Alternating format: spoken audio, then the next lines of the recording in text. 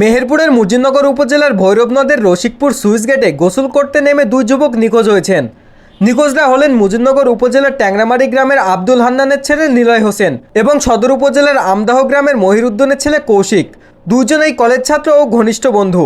আজ সোমবার দুপুরের দিকে তারা আরও 6 জনকে সঙ্গে নিয়ে রসিকপুর সুইচ গেটে গোসল করতে নামে। এ সময় হঠাৎ করে নিলয় পানিতে তলিয়ে গেলে কৌশিক তাকে উদ্ধারের চেষ্টা করে, কিন্তু দুজনেই পানির নিচে হারিয়ে যায়। খবর পেয়ে মুজিবনগর ফায়ার সার্ভিসের টিম লিডার সেলিম রেজার নেতৃত্বে একটি উদ্ধার দল ঘটনাস্থলে পৌঁছে তল্লাশি শুরু করে। শেষ খবর পাওয়া পর্যন্ত নিখোঁজ দুই শিক্ষার্থীর সন্ধান মেলেনি। উদ্ধার কাজ শুরু করেছি বলতে আমরা যেহেতু এখানে ডুবুরি নাই, তো আমরা যতটুকু পারছি ততদিকে আমরা দেখাশোনা করছি।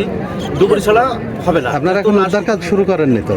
আপনারা রেকি করছেন বলছেন? আমরা রেকি করছি। সাধারণ মানুষ যেভাবে দেখছে আপনারা সেভাবেই দেখছেন। আপনাদেরকে আর কি আরেকটা বিষয় সেটা হচ্ছে যে এর আগেও কিন্তু কয়েকটা মৃত্যুর ঘটনা ঘটছে, আপনারা জানেন। সেই ক্ষেত্রে এরকম অরক্ষিত জায়গাতে ফায়ার সার্ভিস আসলে কি ব্যবস্থা নিয়েছে? ফায়ার সার্ভিস অবশ্যই গতবারও এখানে আপনারা জানেন যে এখানে আমাদের ডুবুরি টিম, ফায়ার সার্ভিসের ডুবুরি টিম এসেই কিন্তু উদ্ধার করে। এখানে আশপাশের স্থানীয় লোকজনও জানে। এই গতবারও যে ঘটনা ঘটছে আমরা ঠিক একই কাজটাই করছি।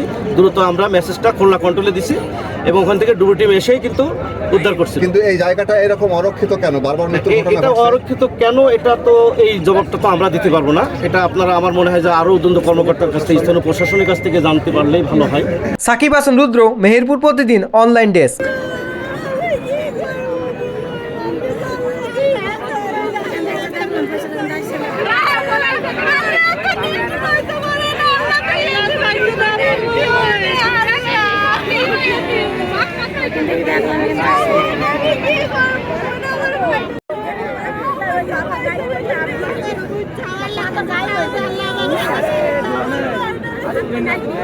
আপনার